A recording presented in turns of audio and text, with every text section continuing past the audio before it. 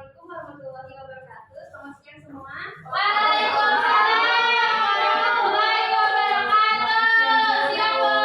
Kayaknya daripada semangat buat ini nih, ngikutin pelajaran sejarah Indonesia pada hari ini nih. Selamat. Kita materi apa kalau boleh tahu? Ya ada di sini ya. Betul, dalam pelajaran sejarah. Oke, sebelum mulai ke pembelajaran, boleh kali ya kita berdoa dulu. Semoga pembelajaran kita hari ini berjalan dengan lancar. Amin. Boleh mungkin Gina bikin doa? Oke, mungkin sebelum kita memulai pembelajaran, alfabetnya kita berdoa. Iya boleh ya yang selamat. Agama dan kepercayaan masing-masing, berdoa dimulai.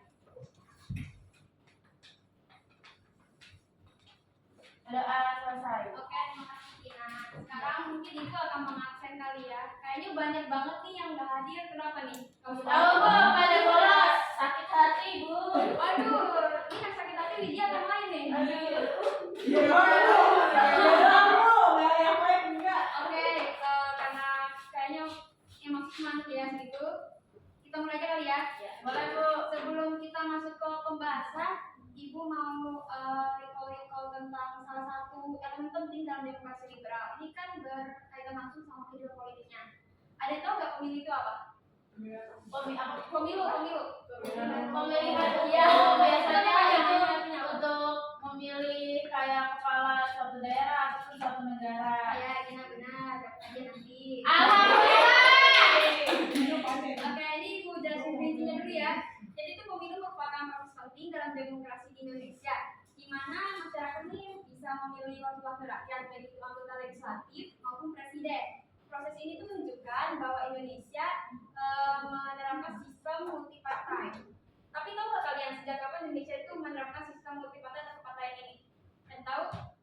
Tahun 1995 bukan? Salah. Enggak, Ibu nanya tuh pas masanya bukan pas tahunnya. Masa Soekarno mimpin. Pergerakan nasional. Iya. Jadi sistem kepartaian di Indonesia itu mulai diterapkan sejak masa pergerakan nasional. Udah pada pelajaran itu kan ya pergerakan nasional kan ya? Udah, Bu. Siapa kalau Bu Nia. Bu Nia. Iya. Bukan sama saya. Iya. Saya sekolah pemindahan. Oh iya. Mana Mana? Saya dari sekolah 1 Kebumen. Mau kenalan dulu? Nggak usah, Bu. Udah kenal ya. Iya. Oke. Jadi setelah Indonesia merdeka, negara ini mulai menerapkan sistem multipartai dalam pemilu yang dimulai pada masa demokrasi liberal. Kan tadi kita udah bahas ya kayak elemen dalam demokrasi liberal. Tapi kan nggak opsi kalau kita tuh nggak tahu nih arti demokrasi liberal itu. Next ya. Next. Apa itu demokrasi liberal? Ada yang tahu? Demokrasi liberal. Oke, nggak ada yang tahu. Nggak ada yang tahu, kita belajar. Jadi demokrasi liberal ini identik dengan kebebasan dan berlangsung di Indonesia dalam rentang waktu 1950 sampai 1959. Jadi rentang waktu itu 9 tahun yang cukup lama. Jadi lengkapnya itu demokrasi liberal merupakan suatu sistem politik yang ada di Indonesia. Mereka tuh memberi kebebasan kepada masyarakat untuk memilih berbagai partai politik. Dan sistem ini kekuasaan politik ini ada di tangan para politisi sipil yang berpusat di parlemen. Indonesia sendiri mengadopsi sistem ini tuh setelah Negara Kesatuan Republik Indonesia terbentuk pada tanggal 17 Agustus 1950. Ini tuh tepat 5 tahun setelah Indonesia merdeka ya, menggantikan Republik Indonesia Serikat. Oke, lanjut. Di sini ada ciri-ciri demokrasi liberal. Boleh mungkin Xiaomi mau bacain? Baca suami. Ciri-ciri demokrasi liberal itu adanya kebebasan individu, kekuasaan pemerintah terbatas, seluruh masyarakat boleh berpartisipasi dalam politik, pemerintahan bisa membentuk hukum sesuai suara mayoritas parlemen. Oke, terima kasih Xiaomi. Tepuk tangan buat Xiaomi. Oke, jadi sistem pemerintahan pada masa demokrasi liberal itu adalah parlementer yang diatur dalam Undang-Undang Dasar Sementara UUD 1950. Ciri utama dari sistem ini tuh adanya sistem multipartai yang dimana pada masa itu tuh atau pada masa demokrasi liberal terdapat lebih dari 28 partai di Indonesia. Nah, dari 28 partai itu terdapat 4 partai besar yang memiliki power yang gede dan memiliki 4 suara terbanyak. Itu ntar kita bahas nanti. Nah, di sini. Wow.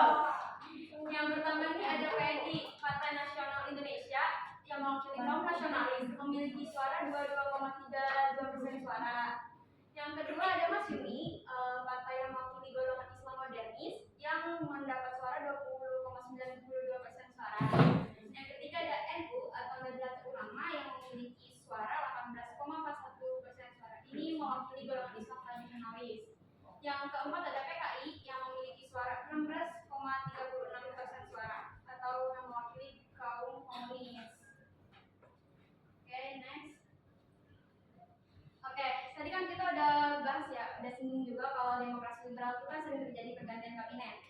Kan yang kita tahu tuh di demokrasi liberal terdapat 7 kabinet atau 7 perdana menteri. Sekarang ini adalah mini kuisnya. Ini berhadiah loh.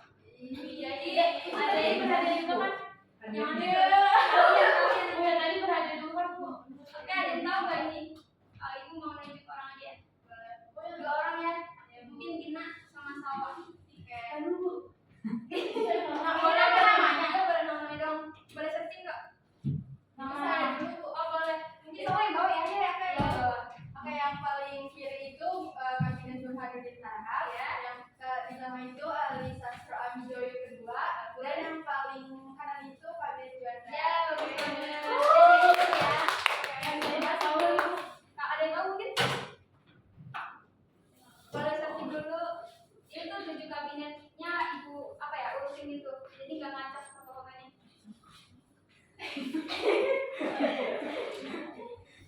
Ayo, kita tahu nggak? Ada kabinet Wilopo ya, Bu? Iya, yang Wilopo yang mana? Gak tahu. Jadi nggak apa-apa sebutin aja yang atas yang kan gue udah diskusi sama si Sawa ya. Enggak, ya udah diskusi. Kalau kabinet pertama di demokrasi liberal itu apa? Kabinet Nasir. Nah, iya nih.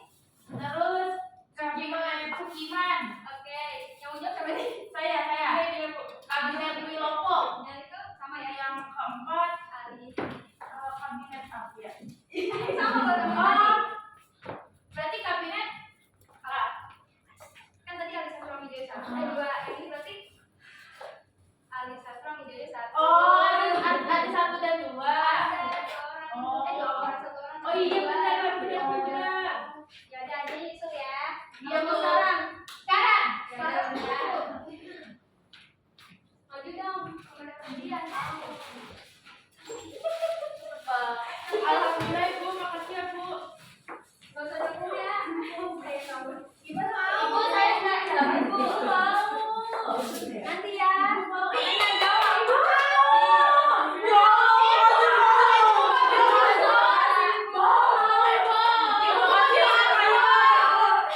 Ibu saya mau asal. Ya, yang lain semua. Ibu dia nggak tahu, Bu.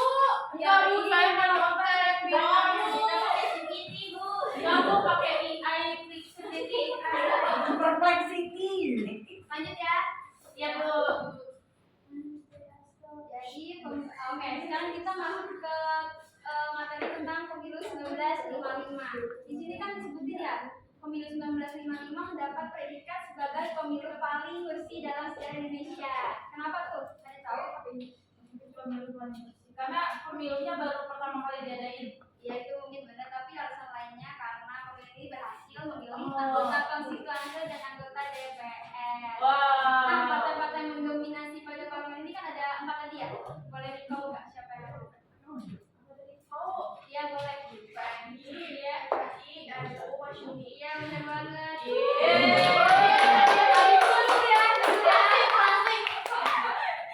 Oke benar banget. Tapi ini meskipun pemilu ini dibilangnya sukses dan bersih, pas apa ya kabinet pasca pemilu itu yang dibentuk kabinet Ali Sastro Amijoyo juga mengalami perpecahan karena tidak mampu mengatasi isu separatisme dan pergolakan daerah. Oke lanjut ya. Nah kita masuk ke materi kebijakan ekonomi masa demokrasi liberal. Di sini tuh sebenarnya apa ya banyak banget kebijakan yang diterapkan sama pemerintah untuk mengatasi berbagai tantangan atau hambatan pada masa demokrasi liberal, terutama di bidang ekonomi. Tapi ibu merangkum jadi 3 kebijakan aja ya, karena ini mungkin familiar di kalian nggak tuh, Sanering, program Benteng sama program Alibaba. Sering dengar kan ya? Sedikit. Sedikit, yang penting pernah dengar ya. Yang pertama itu ada Sanering, yakni pemotongan nilai mata uang oleh Menteri Keuangan kita pada saat itu yakni Syafruddin Prawira Negara guna untuk mengurangi defisit anggaran. Terus yang kedua ini ada gerakan Benteng. Ada yang tahu nggak tokoh itu siapa namanya? Ya nggak ada tahu, oke. Nggak tahu. Itu pencetusnya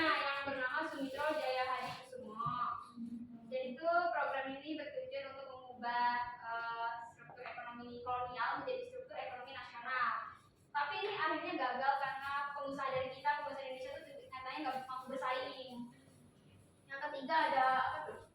Program Alibaba. Program Alibaba itu seperti namanya ya, Ali itu pribumi, babanya itu non pribumi.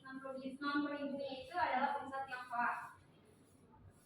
Tapi lagi nggak beda dengan FSU, karena tuh pengusaha pribumi atau pengusaha dari Indonesia menyalahgunakan apa ya, kredit yang dikasih oleh pemerintah, apa ya, digunakan untuk konsumsi pribadi. Jadi gitu ya guys. Iya Bu. Lanjut ya. Oke, sekarang kita Saya ambil 40. Aduh, Nggak ada. Jadi ini tugas individunya, pembagian materinya sesuai absen. Oke, aku bacain ya. Absen 1 sampai 5 itu membahas kabinet Nasir, 6 sampai 10 kabinet Sukiman, 11 sampai 15 kabinet Muldoko, 16-20 kabinet Ali Sastroamidjojo 1, 21 sampai 25 kabinet Burhanuddin Harahap, kabinet 26 sampai 30 kabinet Ali Sastroamidjojo 2, dan terakhir nomor absen 31 sampai 35 kabinet Juanda. Tugasnya ini bikin cerpen ya. Jangan cerpen, Bu. Cerita pendek. Oh, Kalian ada yang author Wattpad atau AU kan? kayak ibu deh itu. Coba kalian juga bisa. Iya, Bu. Jadi tuliskan cerpen dengan inspirasi dari kabinet tersebut. Kalian ini bisa menggunakan tokoh fiksi. Misalkan nih kalian kan dapat kabinet Nasir. Nah, Nasir ini bisa diganti namanya misalkan jadi Kubu Papa atau Musyono. Tapi tetap ya, pasti jalan ceritanya mencerminkan situasi atau tantangan kabinet itu. Nah, ini contohnya nih kabinet Nasir. Terus ceritanya itu berfokus pada upaya rekonsiliasi nasional. Yang kedua kabinet Sukiman menceritakan tentang perjuangan menghadapi tekanan luar negara, misalnya hubungan dengan Amerika. Nah, sekarang kita masuk ke akhir masa demokrasi liberal. Akhir dari masa demokrasi liberal itu kan ditandai dengan adanya dekret presiden. Ada tahu gak dekret presiden keluar tanggal berapa? Ada di situ. 19. Benar. Jadi pada tahun 1957 Presiden Soekarno itu kan mengusulkan konsep demokrasi terpimpin sebagai pengganti dari demokrasi liberal. Hal ini tuh mengarah pada kabinet terakhir yang dibentuk pada tahun 1957 yaitu kabinet Juanda. Nah, pada kabinet Juanda ini berhasil menyelesaikan masalah batas laut Indonesia pada deklarasi Juanda. Namun lagi-lagi konstituante yang dibentuk pada tahun 1955 ini gagal menyelesaikan tugas barunya untuk membentuk atau merumuskan undang-undang dasar yang baru. Presiden akhirnya mengeluarkan dekret presiden ini pada tahun 1959 tepatnya tanggal 5 Juli untuk membubarkan konstituante dan mengembalikan sistem pemerintahan Indonesia ke UUD 1945. Next, oke, sekian, terima kasih. Ibu mau kasih kesimpulan juga tadi ini. Boleh, Bu. Jadi kesimpulannya adalah masa demokrasi liberal di Indonesia tuh ditandai oleh adanya sistem multipartai yang menyebabkan banyaknya terjadi pergantian kabinet dan ketidakstabilan politik. Nah, di sisi lain juga Indonesia pada masa itu mengalami masalah ekonomi, tapi program-program dicanangkan oleh pemerintah banyak yang gagal. Jadi pada akhirnya Indonesia tuh Presiden Soekarno mengusulkan demokrasi terpimpin sebagai pengganti dari demokrasi liberal. Yang di mana tuh demokrasi terpimpin lebih sentralistik, kepemimpinannya di bawah kepemimpinan Presiden Soekarno. Mungkin itu aja dari Ibu. Tugasnya jangan lupa dikerjain ya. Siap, Bu. Deadline-nya besok. Kurang cepet, Bu. Ini kan udah jam 2 siang, Bu. Ya udah, deadline-nya lusa. Kamu Minggu depan, Bu. Jalan depan, Bu. ya jangan dong besok ya. Orang minimal 3 halaman. Ibu banyak soal kan Kan capek. ya udah berarti saya tulisannya 40 harusnya. Jangan pakai gini ya. Saya tahu kalau sudah dikirim ya. Kalau pakai perpleksiti gimana, Bu? Enggak boleh sama aja. Cuma 3 halaman. Ya udah kalau itu ya. Mau 10 halaman boleh. Kata Sofi 15. Ya, Oke, meta, Bu. Oke, meta. Oke, udah. Oke, jangan lupa dikerjain. Pembelajaran hari ini cukup sekian. Wassalamualaikum warahmatullahi wabarakatuh. Waalaikumsalam.